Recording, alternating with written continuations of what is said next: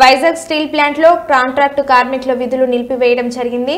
4000 మంది కాంట్రాక్టు కార్మికులు రోడ్డు పాలు కావడంతో ఇది కుట్రపూరిత కార్యక్రమాన్ని అఖిలపక్ష కార్మిక సంఘాలు తెలియజేశారు. కార్మిక వ్యతిరేక కార్యక్రమాలు చేపడుతున్న యాజమాన్యానికి తగిన బుద్ధి చెప్తామని హెచ్చరించారు.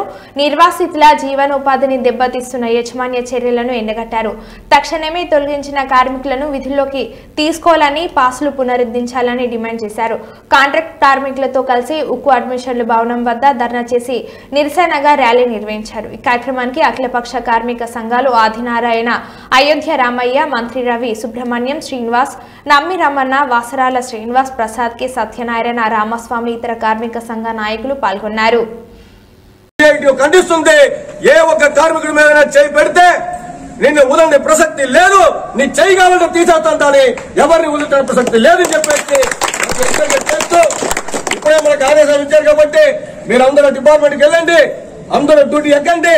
డ్యూటీ ఎక్కిన తర్వాత ఎవరైనా కాదు కుదరదంటే మాకు ఫోన్ చేయండి, ఇక్కడ ఉంటాం, మీ డిపార్ట్మెంట్ లో కూడా సంగతి చేస్తా అని చెప్పేసి మీ అందరూ కూడా తెలియపరుస్తూ జిందాబాద్ సిఐటియు, జిందాబాద్ సిఐటియు, జిందాబాద్ సిఐటియు,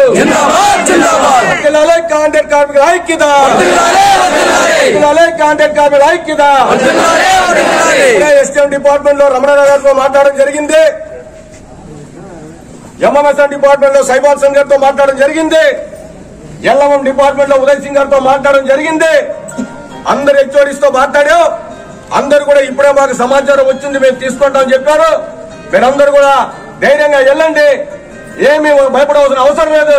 రాబోయే కాలంలో కూడా మీరందరూ కూడా ఇదే ఐక్యతతో పోరాటం చేస్తే మనల్ని ఎవరు టచ్ చేయడానికి వీళ్ళు అమలని చెప్పేసి మీ అందరూ కూడా తెలియపరుస్తూ సెలవు తీసుకుంటారు.